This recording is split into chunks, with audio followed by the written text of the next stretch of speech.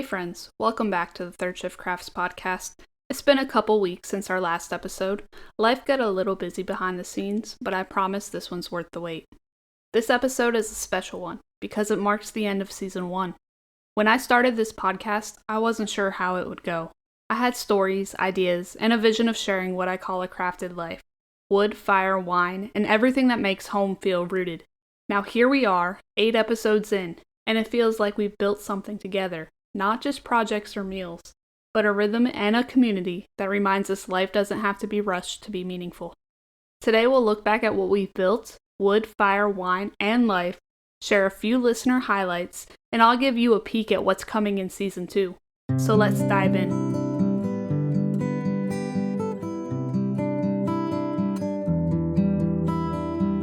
Wood is where it all begins. It's the heartbeat of Third Shift Crafts and the root of my own creative life. A single board can become something useful, beautiful, or both, and that's the magic. Woodworking teaches possibility. It reminds us that you don't just see what is, you see what could be. This season, we talked about the tools that never let me down. My orbital sander, my clamps, my cordless drill, and that trusty speed square. None of them are glamorous, but together they turn an idea into something tangible. They remind us that craft doesn't require perfection, just persistence. Wood also teaches patience. You can't rush it or force the grain. I've learned that the extra minute sanding or double checking a cut often saves an hour of regret later. That rhythm of slow and steady doesn't just shape wood, it shapes us. One of my favorite projects was building a simple cutting board. It's humble but symbolic. Sawdust in the shop becomes supper in the kitchen. It's a bridge between making and living, proof that things we build with our hands become the backdrop for memories. And there's permanence in that. A handmade board or shelf may outlast us in a disposable world. Woodworking insists on endurance, and that endurance lives in us too. Wood humbles you. Cut too short and it's gone. Force the grain, it splits. Yet each mistake trains your eye and hand to adjust. You learn to pivot, to make something new from what's left. That's a life lesson if there ever was one. Woodworking doesn't have to mean giant projects. Fixing a chair, sanding a shelf, learning to drive a screw straight, those count. Each small act roots you a little deeper in your home. And oh, the sensory part. The feel of smooth oak, the smell of sawdust, the steady buzz of the sander.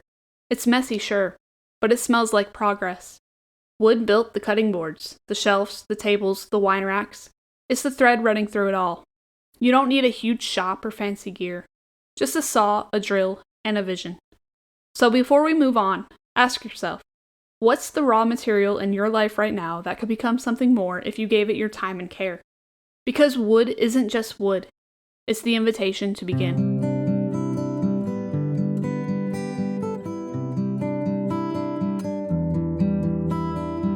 If wood is where craft begins, fire is where it comes alive.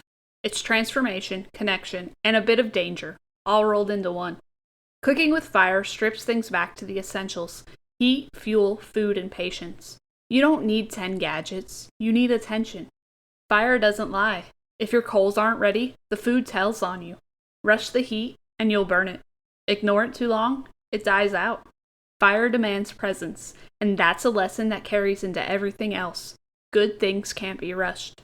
Take the digital thermometer. I've used fancy Bluetooth models in a $10 basic, and the simple one wins. It gives clarity over complexity, just like life. Then there's cast iron.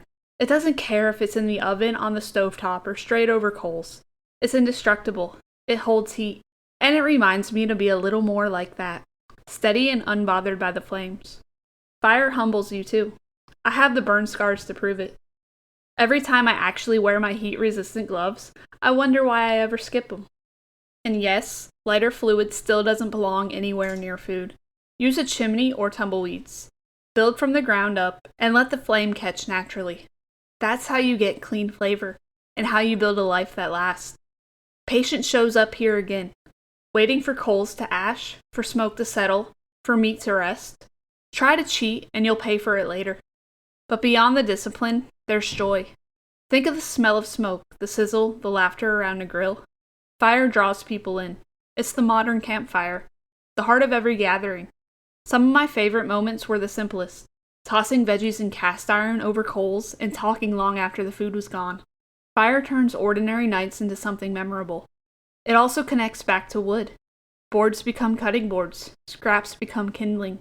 One fuels the other. So as you think about fire, ask yourself, what's the fire in your life right now? The thing that needs tending, not rushing, not ignoring, just steady attention. Because when you care for it, it grows into something worth gathering around.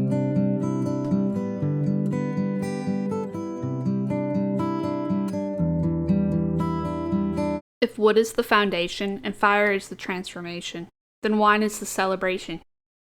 It's the part that tells us to pause, sip, and savor. Wine isn't just about fermentation. It's about the spirit behind it. Patience, sharing, connection. You can spend all day sanding boards or tending coals, but when the bottle opens, everyone gathers.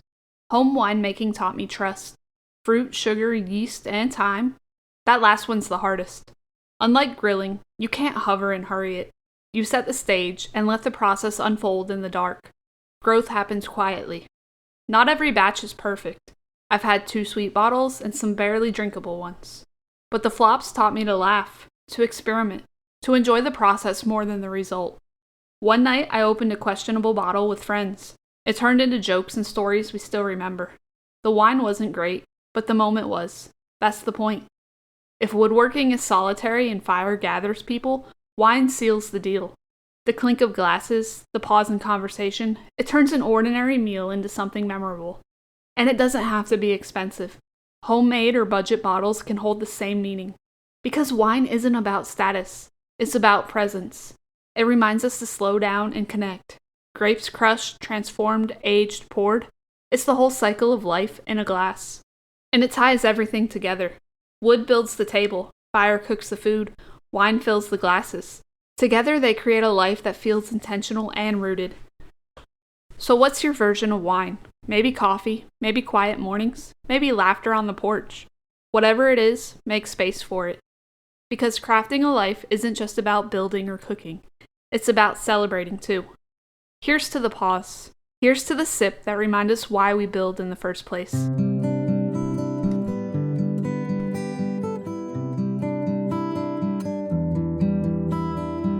If wood is foundation, fire transformation, and wine celebration, life is the thread that ties it all together.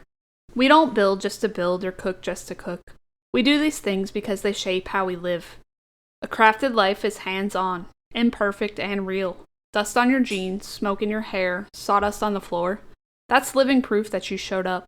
Life is built in layers. Wood gives stability, fire gives warmth, wine gives joy. Together they form rhythm. Work and rest, effort and laughter. And none of it's perfect.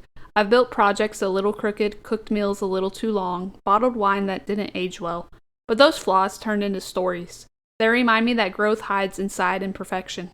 Slowing down is the hardest lesson. I used to rush everything, projects, meals, conversations, but patience changed me.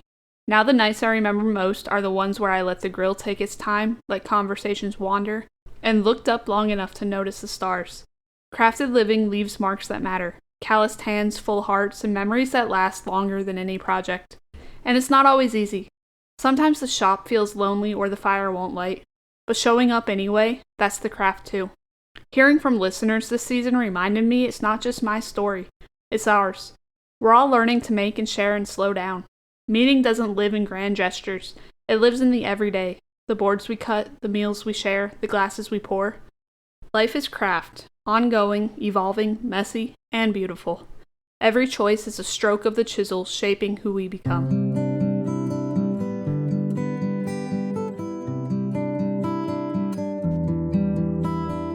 One of the best parts of this season has been hearing from you. Your questions and stories turn this podcast from a monologue into a community. The painter's tape question. After the tools episode, someone asked, do you actually use painter's tape that much, or was that just a podcast thing? Yes I do. Constantly. It's proof people aren't just listening, they're picturing themselves in their own garages asking real questions. The burnt food DM. After the outdoor cooking episode, someone wrote me, thank you for admitting you've burned food. I thought I was the only one. That message reminded me why honesty matters. Real life includes smoke, flare-ups, and imperfect dinners, and that's okay. The story that stopped me. One listener shared how woodworking episodes reminded them of helping their late dad in his garage. Hearing that made me think of my own family roots in making. Craft carries memory, its legacy, and motion. Those 3 messages capture exactly why this show exists. Not perfection, but connection.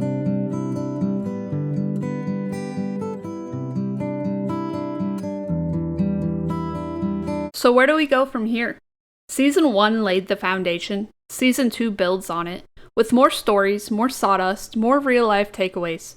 We'll go deeper into the shop, small builds, honest mistakes, and the why behind each project. We'll experiment more with fire, new recipes, new techniques, maybe even cast iron bread over coals. We'll keep fermenting small batch wine and talking about what patience teaches. And we'll weave it all together with reflections on life, the slow, intentional kind. I'll also be bringing in other voices, makers, cooks, and storytellers who live this crafted life in their own ways. Expect conversations that feel like sitting around the fire with friends, honest and grounded. There'll be a few quick take episodes too, short practical ones with tips you can use the same day. And yes, the first episode of Season 2, let's just say it involves fire, cast iron, and comfort food. Through it all, the heart stays the same, honest conversation, real craft, and life rooted in home.